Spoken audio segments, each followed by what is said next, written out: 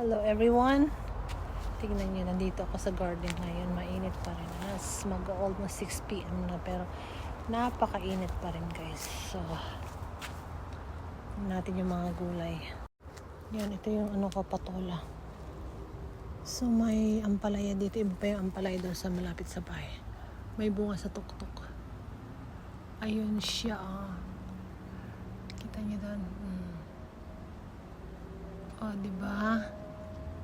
Sa tuktok ng kahoy. Yan, guys. Ayan. So, yung sili, maraming bunga. Of course. Thai chili.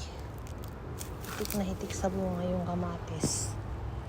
Yung kamatis ko to. Sana walang uod. Hinog na rin yun. Ito yung ampalang daming lamok dito. Ayan. Ay! Yung saluyot.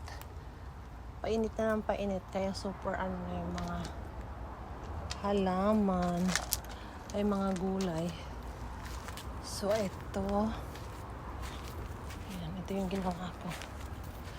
Ayan. Nagkaanuhan na yung mga mga sitaw. Sobrang init.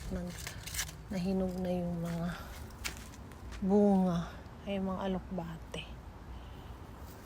Ayan. Yung ampalaya dito sa side ng house.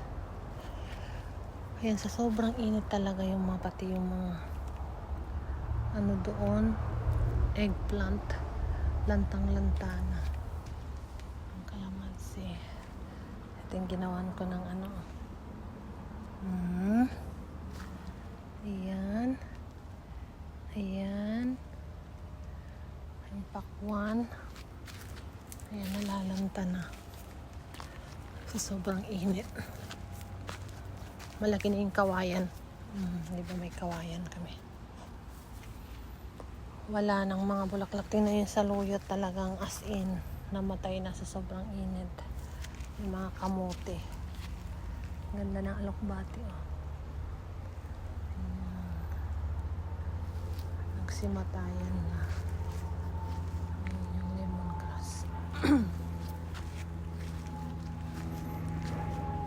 Sobrang init pa rin. Ayan, guys. Patay na yung mga halaman. Pati mga rose na wala na yung mabulaklak. May konti pa. Ayan, lumiit. Yung malaki noon wala, lumiit na siya. So, ito pa rin yung mga ito sa likod ng bahay. Ayan, carnation lang. Cute. Ay! Ayan, bugis. Ang bugimbilya ni Lisa, ang ganda. Ito yung plumeria, ang ganda-ganda ng bulaklak. Ayan yung ampalaya, natutuyo na siya. Kailangan nang ma-harvest yung mga bunga. Maraming bunga. Ayan, marami ng bunga. Pinap-harvest na lahat ni Lisa. Yung sili, puro sili na. Puro bunga na lahat. Nawala na yung mga dahon kasi sobrang init. Ayan. Mamaya mag-harvest ako. Ala, yung talong namatay na. Ayan, sili. Ang daming bunga. Ayan. Ang mga gulay. Yung kamatis. Dami pa rin bunga. Maraming bunga yung palaya. Sisibitin sila.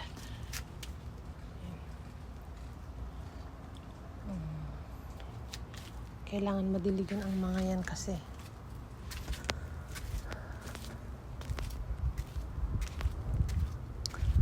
sobrang init na, wala na. Yan hindi pa nga lumalaki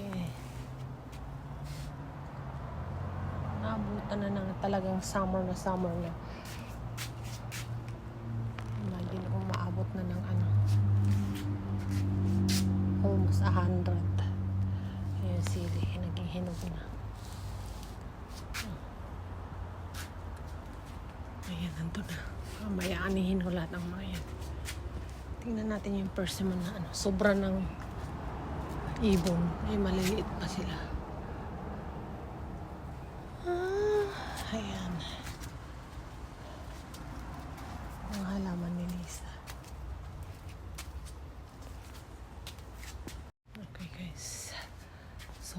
init na talagang pinagpapawisan ka sa ano. Di ba? Yan, pati yung mga bulaklak ko na ano na sa araw, sa init ng panahon. May bagong anong katleya ko dito. Diba? It's beautiful. Naging maliit kasi hindi, tinamad na akong nag-ano ng fertilizer. So yan, hindi na. Okay pa rin yung mga bulaklak. Yan guys. May butterfly doon na stuck. Yan guys. Super init. Di ba ang ganda? May mga ano, monstera olive. Ganda oh. Okay, thank you for watching. Okay guys, thank you for watching. Punta na ako sa loob ng bahay kasi super init.